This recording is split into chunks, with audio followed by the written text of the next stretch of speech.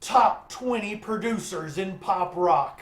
I am on a journey to hear every song ever recorded, and we are taking a look at the top 20 producers in rock and roll today. These are the behind the scenes rock stars and are a huge factor in whether you like a band, even if you've never even thought about them, even if you don't even know what a producer is or does. Let's get into the list and let's rock.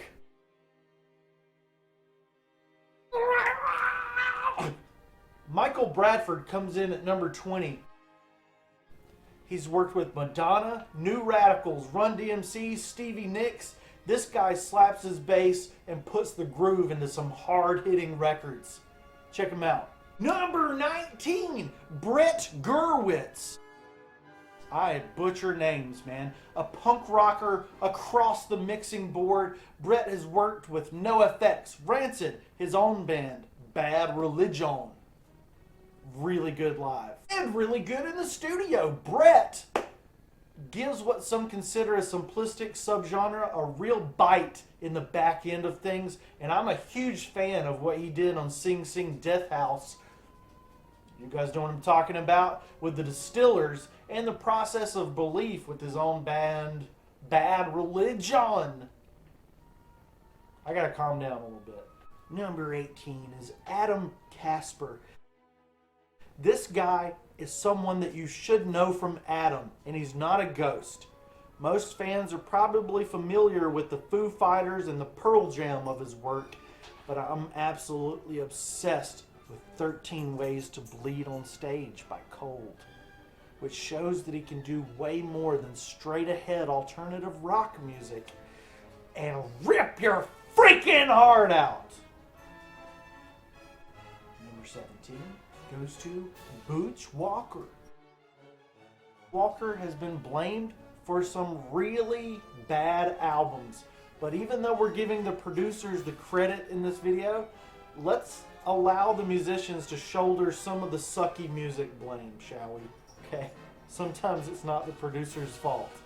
Butch has given us some incredible albums from Stroke 9, Fall Out Boy, and many other great bands. Walker is a hands-on producer too, playing instruments, writing material, and possibly clapping some hands on Green Day's most hated albums that still rock. You know you like the trilogy, and you know Father of All was great. Heck, man. Okay, number 16. Bless you. Howard Benson. POD, MCR. Benson has an affinity for bands with good acronyms. Except Jimmy Eat World, though. They can't play the acronym game.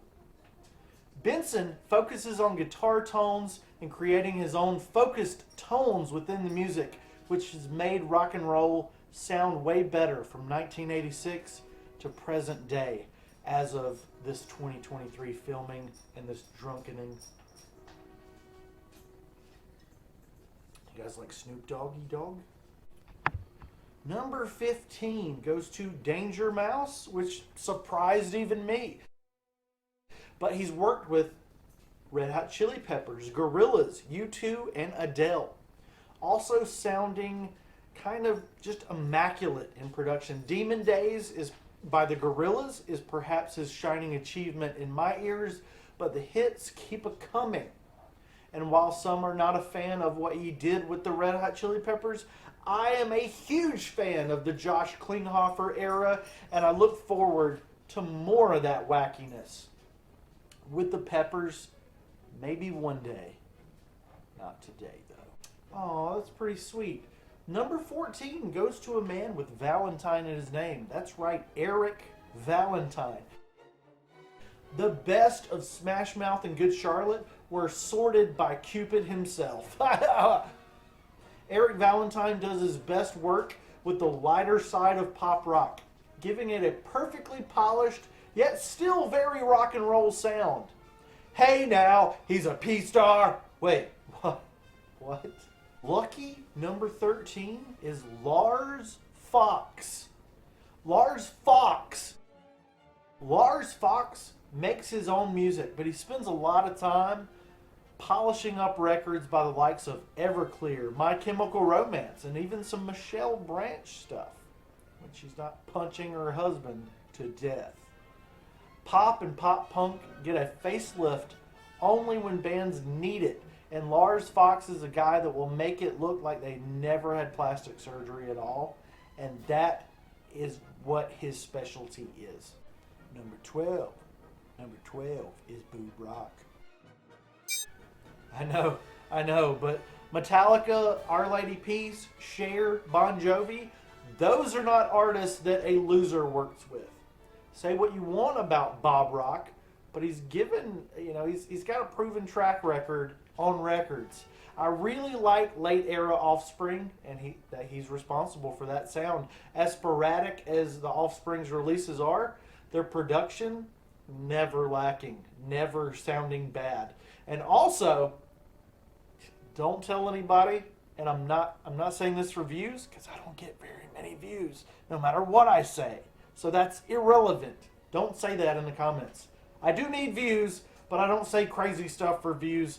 Saint Anger is my favorite Metallica record. Bob Rock has his own sensibility, and even if it's not yours or mine, that's fine. He's a wonderful person.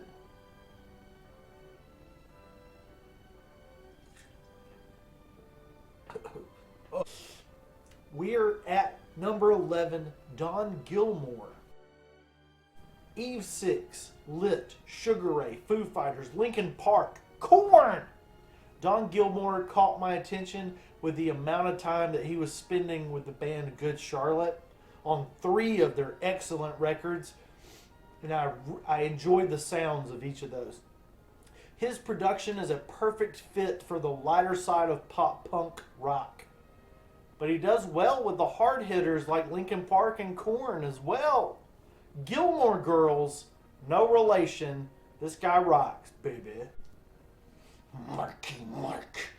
Number 10, we're in the top 10 producers of all time. We've got Mark Tribino here. Dude Ranch from Blink-182. That's all we need to say, but we're going to say more. Bleed American from Jimmy Eat World. That band that's anti-acronym for good reasons. Mark Tribino has also worked with Gob and Sugar Cult, making for a masterclass in pop punk soundisms. I really like what Mark Tribino's done for us punk rockers.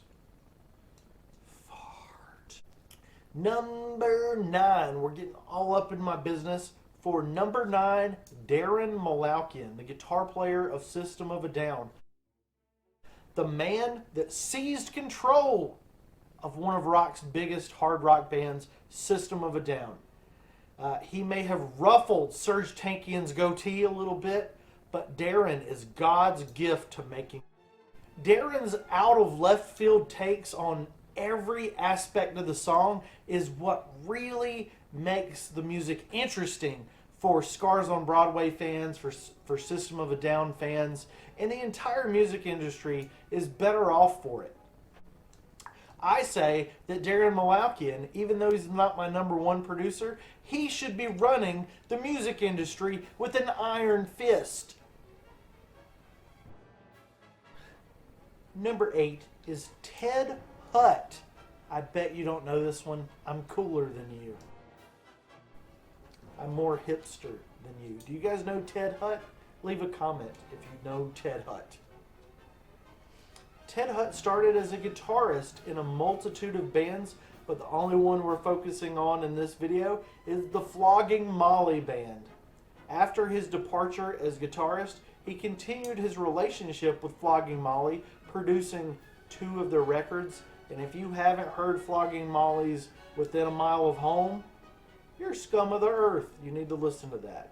Just kidding, but go listen to it. Ted Hutt has never made a bad tune that I've ever heard, and the songs that he turns knobs on are simply emotional in all the right ways, beyond even what a band or a songwriter can do single-handedly.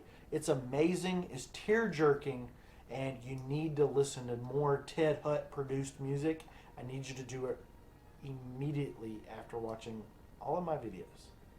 How did this guy get in here? Isn't he like a character on Star Trek? Number 7, Brendan O'Brien. Lieutenant Brendan O'Brien of Star Trek. This guy has worked with AC/DC, Pearl Jam, and all the grunge and alternative bands of the 90s. All the ones that matter. This guy has had a major influence on the saddest songs that you can think of. His biggest focus has been on the discography of Pearl Jam. And that's where we know his sound the best. He's squeezed every specific sound out of the biggest names in alternative rock.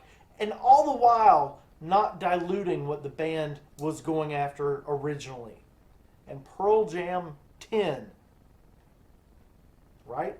I mean, I'm a weirdo. I'm a creep. I'm a widower. But Pearl Jam's 10, I can't argue with it. My favorite Pearl Jam record is Riot Act, but 10, Brendan O'Brien, he produced that. Number 6 is Josh Abram. No genre is safe from Josh Abram's sonic work. From nu metal to punk, rock, pop, Josh makes it all easy on my ears. I'm most endeared to his Weezer, Stained, and Velvet Revolver contributions. Sorry, I'm drunk. Even Untitled Law, Unwritten Law, and Static X have benefited from this man, as well as Linkin Park. I'd say that to you guys, I'd say that he does his best work in the mainstream rock albums, where his perfectionism shines through in the bolstering, hit-making, songwriting that he encourages. This guy is a rock star all of his own. Check out the records that he has produced, please. Number 5, Jerry Finn. If you like pop punk, Jerry Finn has to make your list. All the pop punks have worked with him and become better bands for it. He's punchy and warm with the guitars, and they live on, even though Finn died in 2008, and pop punk will never be the same without him. Machine Gun Kelly can't do it with Travis Barker. Favorite Finn record here on the channel, Crimson by Alkaline Trio. Probably their second best record. But gosh, it's so hard. Here's to the Morning and Crimson. Do you guys have any favorite producers you want to talk about? Maybe that's the reason you're here. Number 4, I'm a weirdo. Number 4 is Tim Armstrong.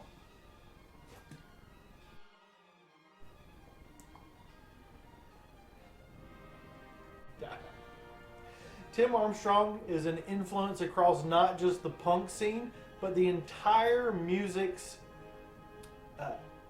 earthly presence. The musical experience that you live through is through Tim Armstrong's work. He's done country, pop, reggae, hip-hop, ska, and even jazz, I think. Timmy Armstrong is musical genius. Rancid, AFI, Transplants, Pink.